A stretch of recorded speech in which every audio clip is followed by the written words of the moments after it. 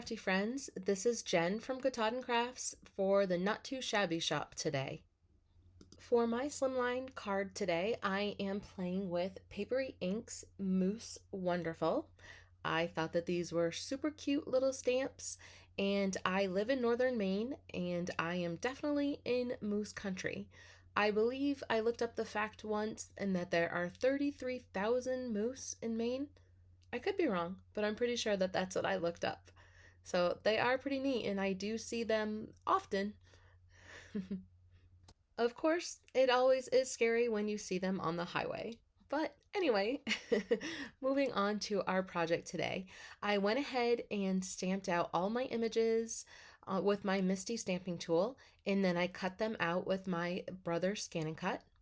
And you can see these are the images that I'm going to be using today from that Moose Wonderful. But I'm also adding some Hello Bluebird, Oh Christmas Tree.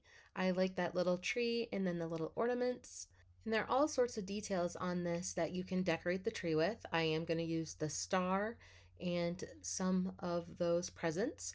And then I'm also bringing in Merry Mice, just the little string of lights there. I'm going to use that a couple of times in today's card. So now it's time to color, and I did use Lawn Fawn's Jet Black ink, which is Copic marker friendly. And because this is so color heavy, I am going to speed things up, else you will be here forever watching me color. I have all of my caps on the screen so you can slow down or pause and you can see what colors I'm using. And like always, I am color mapping or shadow mapping.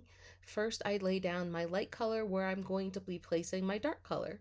And that way you can get the ink saturated into your paper fibers, and then you can get a better blend. In my opinion, this is the way I like to do it. Plus, it helps me map out where I do want those shadows. My goal when I'm coloring is just to get some dimension. I like it to look like they're a little bit three-dimensional. I am not great with the light source idea part of it, and I don't stress myself out about that at all. So I just look for what looks nice to me and how I think it looks a little bit dimensional.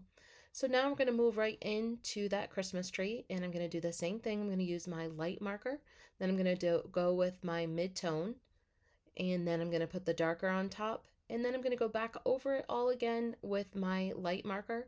And sometimes I do go back with that mid-tone again, and it's just a lot of back and forth and then blending it all out so you get that smooth transition.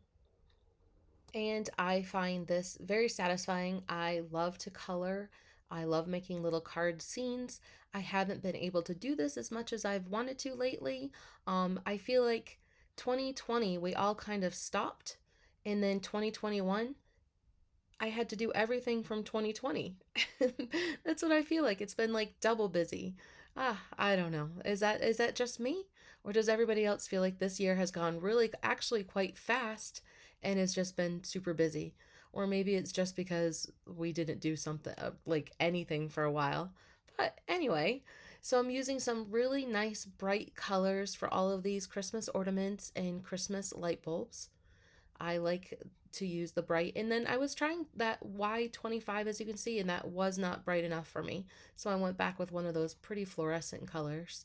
I am making a pattern with my little Christmas lights just like they would have in real life, and I just thought I would put a little bit of green on top of those little twiggy sticks on that stamp just to give it a little bit of hint of color.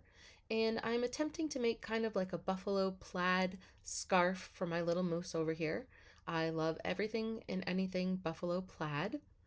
And now I'm just going to use those same bright colors to go ahead and color all those presents. And I'm using a little bit of Nuvo glitter pen for the tops of those ornaments. I'm making it silver and gives a little bit of shine, and it gives it that realistic look of the top of the ornament. And I'm going to just dot those onto that present too, just to make some foil wrapping paper. Has anybody started wrapping their presents yet?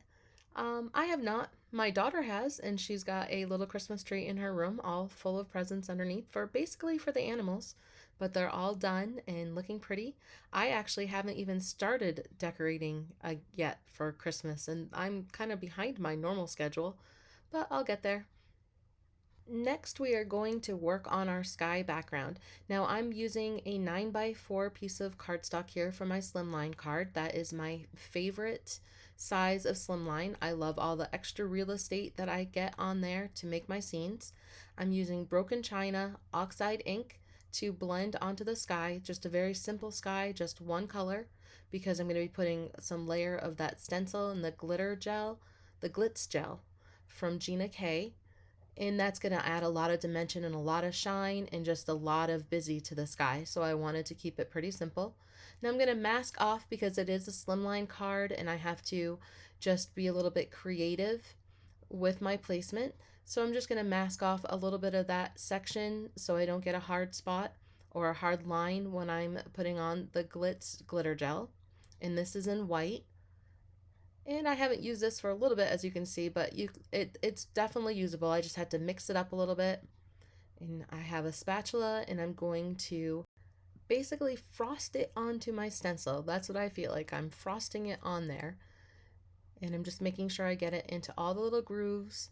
And again, this is a little bit drier than some of the glitter gels just because it's been a while, and I probably should put some press and seal on that. I think that that's something that helps preserve it a little bit better than what I did. And now I'm just going to take a scraper and really make sure that I get that into all the little nooks and crannies on that stencil. And I'm not worrying about going all the way down because that's going to be covered by some snowy hills. And I'm just being careful near my edges. And this is the first time I'm using this Make Art mat and using the magnets on the side, and I'm liking it. I like the way that it works, and then I don't have to worry about the pixie spray because I like the pixie spray and I love the tack it gets, but sometimes I have a hard time ripping it up or pulling it up and it rips my project. So I was just trying something different. And now I'm just going to be strategic and kind of play with this stencil and see how I'm going to line it up with the slimline card. And one of my snowflakes gets a little wonky, but it's going to be okay because I knew that that tree was going to go in that generalized area, and I knew that I could just make that work. So I'm using the stuff or the glitter gel that was already on my scraper because it's a little bit tainted with that blue oxide ink. So I didn't want to waste that and I didn't want to put it back into the container. So I'm just going to use that and make sure that I'm not wasting. And as you see, I'm just being really careful with the spatula this time and just getting into those little sections, but not wanting it to overlap because you can get a hard edge from the stencil. So I'm just working that in with the spatula, and then I'm going to go ahead and I will scrape it off again. Now I like the coverage that I got on that second application. You can see that the middles were covered a lot better. So I'm going to go ahead and line up my stencil again, and I'm just going to add a little bit more to those mid sections. And it wasn't hard. It was pretty easy because it's raised, so you can line that right up on top of it. And then I'm just going to add a little bit more of the glitter gel. Glitz gel. I am not saying that right the whole video, but you know what I mean. The glitz gel. So I'm just going to work that in a little bit more. And I was happier with that. You can see I'm not wasting. I'm just going to pull it right off the mat and just get those into that center. It was really the center spots that were bothering me. Going to scrape that and make sure that it gets really in this time. And I like that coverage so much better. You can see how that glitz gel gives a lot of nice dimension and a lot of interest for that background sky.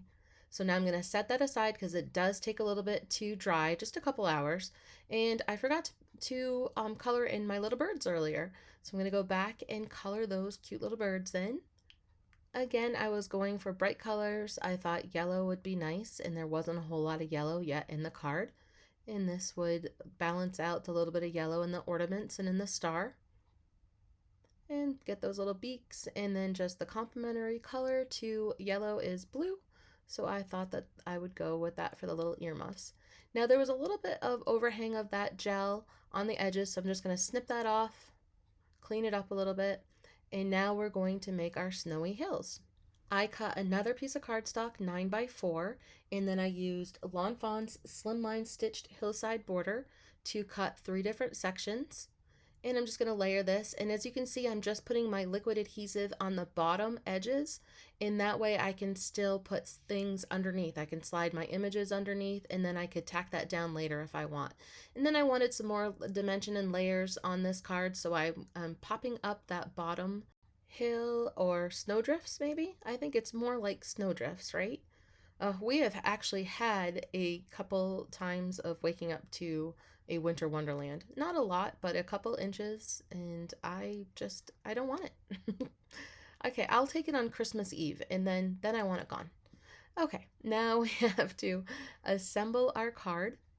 So I'm going to go ahead and put the star and the little ornaments on my tree.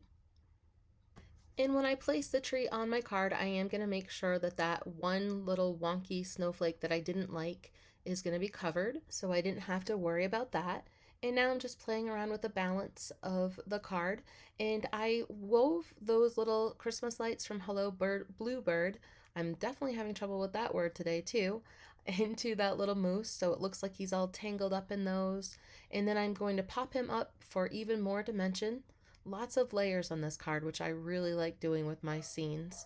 And I thought that that bird should just be hanging out on the moose, kind of watching what his buddy was doing as he's decorating the tree, and maybe he's going to fly down with that ornament to help. Yes, I am back to my scene building and my storytelling of my cards. And as you can see, my cat just walked right across my workspace. That is very typical. And I'm gonna add that little moose. And then I thought that there was too much space behind the bird, so I'm gonna add a couple of presents. And a couple of ornaments are laying on the snow there, getting ready to be put onto the little tree. And the first group of presents underneath the larger tree, I popped those up. And then the second set, I just laid flat. So again, a little bit of dimension. And now I stamped out both the sentiments that come with the card, or the stamp set, I mean. And I'm just going to fussy cut those out and then decide which one I want. They're both super cute. I love the Merry Christmas with the little pine trees. And then It Moose Be Christmas, also very sweet. And then this is when I decided that I needed that second set of lights. Again, there was too much white space there for me, so I'm just going to color those in the same pattern as the other ones. And I thought that we needed a little bit more bling, so we're going to use some of Honeybee's gemstones. I have a harvest set and a holiday set, and they're self-sticking. So I thought that these two sets have all the colors that I was using, the blues, the purples, the reds, the oranges, the yellows, all of them. So I thought that they would just add a nice little touch to finish off our card. And even that little tiny tree needed something. Of course, it's probably not going to fit those ornaments very well, but that's okay. Maybe they're just going to lay them on the ground next to it. Now I have to tangle this other little moose up in this light set as well. Just put some liquid glue on the back of those, and I'm going to tuck it underneath one of those snowdrifts a little bit. And then just weave that through. And we have to put our sentiment on, and again, I'm going to pop that up and stick that down, and we needed another little present back behind the little bird. And there we have our scene. My card base is 9 by 8, and then I scored it at the 4, and then this will fit perfectly on top.